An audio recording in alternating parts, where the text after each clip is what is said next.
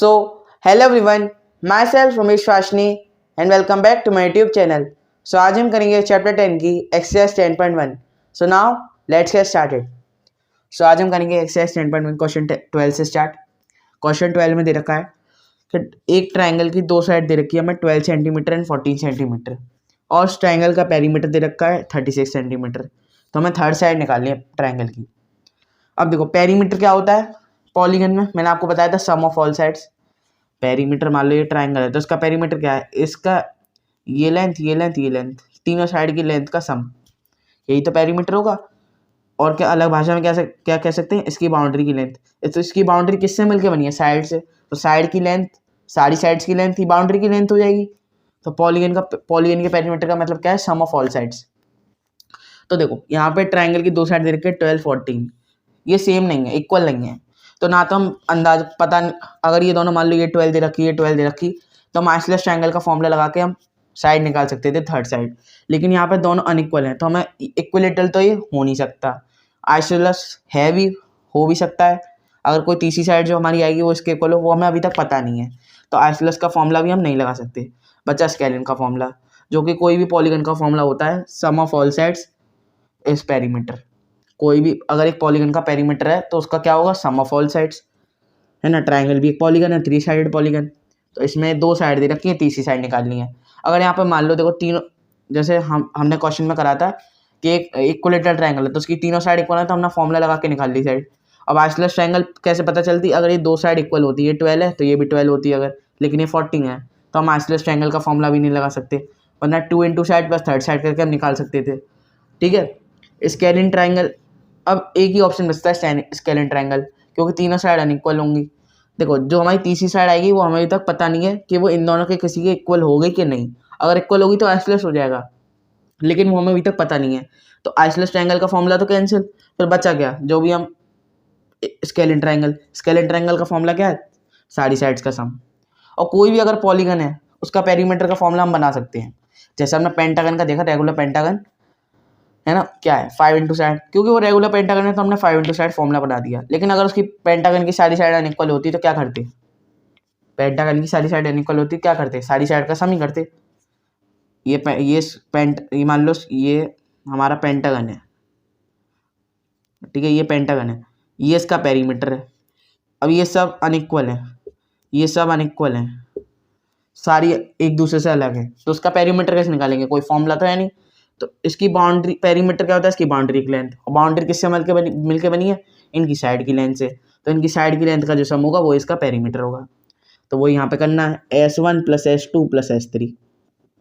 ये मत समझना ये कोई फॉर्मूला है स्केलिन ट्रायंगल के पेरीमीटर का, नहीं, ये कोई फॉर्मूला नहीं है स्केलिन ट्रायंगल के पेरीमीटर का. ठीक है, सॉरी, देखो मैं पूरा स्टेप वाइज लिखता हूँ. पेरीमीटर ऑफ, देखो स्केलिन ट्रायंगल भी नहीं लिख रहे हैं क्योंकि अभी हमें तक पता नहीं है कि तीसरी साइड जो आएगी वो क्या आएगी, इसके इक्वल आएगी. अगर इसके इक्वल आएगी तो आइसोसेलेस हो सकता है, इसलिए हमें पता नहीं है वो कौन सा ट्रायंगल है, तो हम स्केलिन भी नहीं लिखेंगे. तो हम क्या करेंगे, पेरीमीटर ऑफ ट्रायंगल लिख देंगे, है ना. S1 + S2 + S3. ये मत समझना ये स्केलिन ट्रायंगल का ही फॉर्मूला है, ये हर ट्रायंगल का फॉर्मूला है, ये इक्विलेटरल ट्रायंगल का ही फॉर्मूला है. अगर मान लो इक्विलेटरल ट्रायंगल की साइड 3 दे रखी है, उसका पेरीमीटर निकालेंगे तो 3 + 3 + 3 भी 9 आएगा, 3 × 3 भी 9 आएगा. तो फॉर्मूला एक स्पेसिफिक अलग बना दिया, लेकिन हर फिगर के पेरीमीटर का फॉर्मूला क्या होता है, सम ऑफ ऑल साइड्स. ट्रायंगल में 3 साइड है तो S1 + S2 S3 हो गया. लेकिन मैं नोट्स में स्केलिन ट्रायंगल का फॉर्मूला ऐसे ही लिख दिया था, S1 S2 S3, उसका मतलब क्या, सम ऑफ ऑल साइड्स. लेकिन अब अभी तक हमें पता नहीं है कि जो तीसरी साइड आएगी वो इनमें से किसी के इक्वल है. क्या पता इक्वल हो तो वो क्या हो सकती है, तो ये ट्रायंगल कैसा हो जाएगा, आइसोसेलेस ट्रायंगल. तो इसलिए हम यहाँ पे स्केलिन ट्रायंगल नहीं लिख सकते, क्या पता आइसोसेलेस हो जाए, इसलिए सम ऑफ ऑल साइड्स हम लेके चलेंगे. ठीक है, तो दो साइड दे रखी हैं 12 + 14 + S3, तीसरी साइड निकाल ली है. पेरीमीटर ट्रायंगल कितना हो जाएगा, 36, है ना. 12 + 14 कितना हो जाएगा हमारा, 12. 12 + 14 प्लस करके देख लेते हैं, 6 और 26 हो जाएगा. 36 - 26 S3. यहाँ प्लस में था 26, यहाँ प्लस में था, जिसके आगे कुछ नहीं होता वो प्लस में होता है. +26 या -26 हो जाएगा, 10 हो जाएगा. तो थर्ड साइड की वैल्यू क्या आ गई, 10 सेंटीमीटर. देखो 10 सेंटीमीटर ना 12 के इक्वल है ना 14 के। अब हमें पता चल गया कि स्केलिन ट्रायंगल है। पहले हमें नहीं पता था। क्वेश्चन ही पूछ सकते हैं कि थर्ड साइड को निकालने के बाद आपको क्या पता चला कि कौन सा ट्रायंगल है, इसमें पूछा नहीं है। तो क्या लिखोगे? स्केलिन ट्रायंगल, क्योंकि तीनों साइड अनइक्वल है। अभी तक हमें पता नहीं था, इसलिए मैंने यहाँ पे पेरीमीटर ऑफ स्केलिन ट्रायंगल नहीं लिखा। अगर आप लिख देते स्केलिन ट्रायंगल तो आपका स्टेप में नंबर कट सकते थे, क्योंकि अभी तक आपको पता नहीं स्केलिन ट्रायंगल है कि नहीं। अगर ये दोनों साइड, क्या पता जो तीसरी साइड आती वो इन दोनों के इक्वल होती। ठीक है, तो पहले से अंदाजा मत लगाओ। इक्विलेटरल ट्रायंगल तो किसी भी एंगल से नहीं है। आइसोसेलेस ट्रायंगल हो सकता था अगर तीसरी साइड आती इन दोनों में से किसी के इक्वल होती, वो अभी तक हमें पता नहीं है, तो उसका फॉर्मूला भी नहीं लगाया। स्केलिन ट्रायंगल पता ही नहीं है ना, स्केलिन ट्रायंगल भी नहीं लिख सकते क्योंकि तीसरी साइड इक्वल हो गई तो आइसोसेलेस हो सकता है, इसलिए सम ऑफ ऑल साइड्स हमने कर दिया। ऐसा कोई भी पॉलीगन दिया हो, अगर उसकी मान लो 4 साइड पॉलीगन है, उसकी 3 साइड दे रखी है ना, हमें पता वो रेगुलर है ना उसकी कोई 2 साइड इक्वल है, कुछ नहीं पता, तो क्या करना है? पेरीमीटर को सारी सम के साइड के इक्वल कर देना है, क्योंकि पेरीमीटर क्या होता है? एक पॉलीगन में सम ऑफ ऑल साइड्स। ये बात आपको ध्यान रखनी है, पेरीमीटर क्या होता है? सम ऑफ ऑल साइड्स। अगर यहाँ पे इक्विलेटरल ट्रायंगल दिया होता तो साइड हम आसानी से निकाल सकते थे 3 इंटू साइड करके। ठीक है, अब बात करते हैं क्वेश्चन 13 की। Find the cost of fencing a square park और side 250 metre at the rate of ₹20 per metre. Question देख के थोड़ा अजीब लग रहा होगा, लेकिन बहुत आसान है, सेम वही चीज़ है। कॉस्ट निकालनी है फेंसिंग। फेंसिंग मैंने बताया था, प्रोटेक्शन के लिए जो साइड में गोल गोल तार लगाई जाती हैं बंगलों के साइड में, बंगलों की बाउंड्री के ऊपर, ये क्या होती है? फेंसिंग। प्रोटेक्शन के लिए, कोई चोर टक्का ना आ सके, है ना, कोई चोरी ना हो सके, इसलिए फेंसिंग लगाई जाती है। तो एक हमें कॉस्ट निकालनी है फेंसिंग की, वो फेंसिंग लगाने की कॉस्ट निकालनी है स्क्वायर पार्क की, जिसकी साइड कितनी दे रखी है? 250 मीटर। तो रेट ऑफ उसकी कॉस्ट निकालनी है eight the rate of ₹20 per metre. अभी रेट क्या हुआ? ₹20 पर मीटर, यानी 1 मीटर पे फेंसिंग करने के लिए 20 रुपये लगेंगे। तो जो हमारी पूरा जो पेरीमीटर आ जाएगा, पूरी जो उसकी बाउंड्री की लेंथ आ जाएगी, उस पर फेंसिंग करने के लिए कितने रुपए लगेंगे, वो हमें कॉस्ट निकालनी है। ठीक है, eight the rate of ₹20 per metre. इस रेट पे आपने पूछा होगा ना मार्केट पे कितना रेट है इसका, वही चीज़।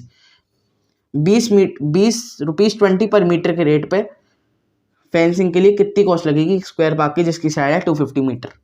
तो देखो, ये स्क्वायर है, इसकी एक स्क्वायर की चारों साइडें इक्वल होती हैं, आपको पता है।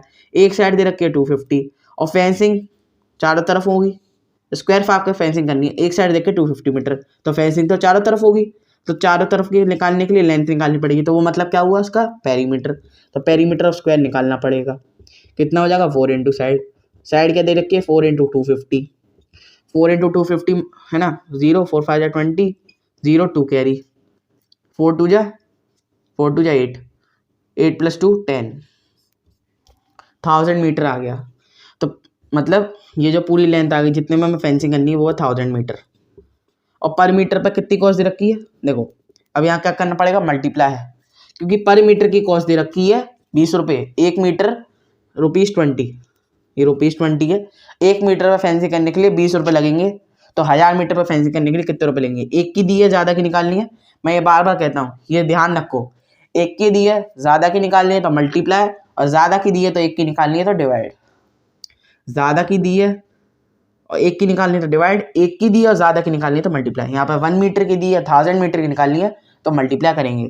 तो कॉस्ट ऑफ फेंसिंग है ना, स्क्वायर पार्क, मैं इसी शॉर्ट में लिख दे रहा हूँ, फेंसिंग स्क्वायर पार्क 1000 कर दोगे, क्योंकि इसका पेरीमीटर है। पेरीमीटर मतलब जो उसकी बाउंड्री है उसकी लेंथ, तो बाउंड्री पे ही तो होगी फेंसिंग। मान लो दीवार, एक स्क्वायर पार्क है, उसकी दीवार है, तो वो सीधी दीवार होगी तो वो उसके पेरीमीटर ही होगा। दीवार की बाउंड्री की लेंथ उसकी पेरीमीटर ही होगी, तो उसके ऊपर फेंसिंग होगी।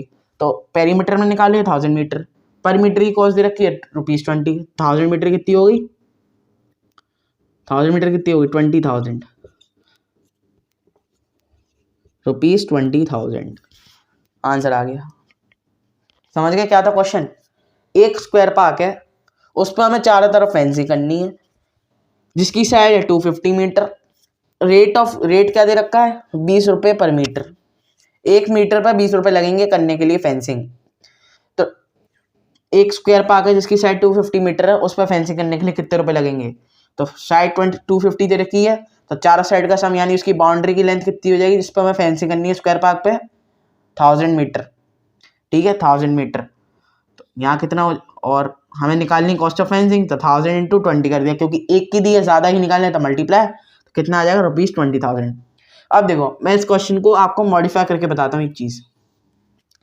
एक क्वेश्चन दिया था हमने कि 4 रो फेंसिंग वाले क्वेश्चन दिया था, जिस पर 4 रो की फेंसिंग की बात करी थी, है ना, 4 रोज की फेंसिंग की बात करी गई थी, तो उसका पेरीमीटर कितना हो जाएगा, 4 फेंसिंग करोगे तो कितनी लेंथ हो जाएगी वायर की, वो क्वेश्चन करा था। अब मैं यहाँ पर क्वेश्चन दे देता हूँ कि आपको फेंसिंग 2 रो में करनी है, तो कॉस्ट कितनी हो जाएगी। देखो एक रो में इतना, एक रो में मान लो 1000, एक रो की एक बार मतलब एक बार पेरीमीटर कितना हो गया 1000 मीटर, मतलब बाउंड्री की लेंथ कितनी होगी 1000 मीटर। एक बार फेंसिंग कर ली तो कितना हो गया ₹20,000।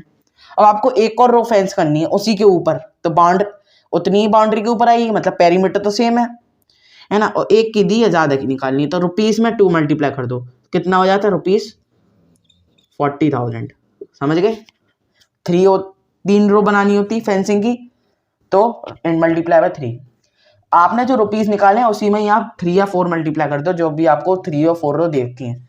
मैंने आपको बता दिया, लेकिन ये क्वेश्चन में नहीं है। मैं आपको ऐसा क्वेश्चन पूछ सकता हूँ कि मान लो अगर आपको स्क्वायर पार्क है, 250 मीटर्स की साइड दे रखी है, eight the rate of fencing करनी है, eight the rate of ₹20 per metre, और फेंसिंग क्या कितनी करनी है, 3 रो फेंसिंग करनी है। तो हमने पहले बाउंड्री निकाल ली, है ना, बाउंड्री निकाल ली हमने, उसका पेरीमीटर निकाल लिया, ठीक है। पेरीमीटर को हमने at the rate of 20 meter से मल्टीप्लाई करके हमने एक रो की फेंसिंग करने की कॉस्ट निकाल ली, 3 रो की निकाली तो मल्टीप्लाई बाय 3, 2 रो की निकाली तो मल्टीप्लाई बाय 2, ठीक है, समझ गए। तो मैंने क्वेश्चन को मॉडिफाई कर दिया था, लेकिन ये ऐसा कुछ नहीं पूछा। क्वेश्चन में क्या पूछा है, कॉस्ट ऑफ फेंसिंग, तो क्या आंसर आ गया ₹20,000, ठीक है। तो ये था आंसर आपका क्वेश्चन 12 एंड 13 का। सो आज की वीडियो में इतना ही। आज की वीडियो में हमने एक्सरसाइज 10.1 का क्वेश्चन 12 और 13 का करा। सो अगर आपको वीडियो पसंद आई हो तो वीडियो को लाइक करें, वीडियो पसंद आई हो तभी लाइक करो, और चैनल को सब्सक्राइब कर दो और बेल आइकन दबा दो, ताकि मेरी वीडियो की नोटिफिकेशन आपको सबसे पहले मिले, ठीक है। और इस वीडियो को शेयर कर दो, अगर कोई भी, शेयर इसलिए करो अगर कोई भी क्लास 6 की मैथ्स पढ़ना चाहे तो वो उससे पढ़ सके, ठीक है। और बेल आइकन दबा दो ताकि मेरी वीडियो की नोटिफिकेशन सबसे पहले मिले। और ये जो हम चैप्टर 10 अभी पढ़ा रहे हैं, इसके नोट्स इंस्टाग्राम अकाउंट पर अपलोड हो गए हैं, है ना। और जो भी इस चैप्टर जब ये खत्म होगा तो इसकी टेस्ट सीरीज डालूंगा मैं, टेस्ट सीरीज जो मैंने चालू करी है उसका टेस्ट पेपर डालूंगा चैप्टर 10 का, और उसका वीडियो सॉल्यूशन अगले दिन मेरे चैनल पे आ जाएगा, ठीक है। तो वो देखना है तो मेरे इंस्टाग्राम अकाउंट की लिंक नीचे डिस्क्रिप्शन में, वहाँ पे जाकर आप मुझे फॉलो कर लें, ठीक है। सो मिलते हैं नेक्स्ट वीडियो में, तब तक के लिए टाटा बाय बाय।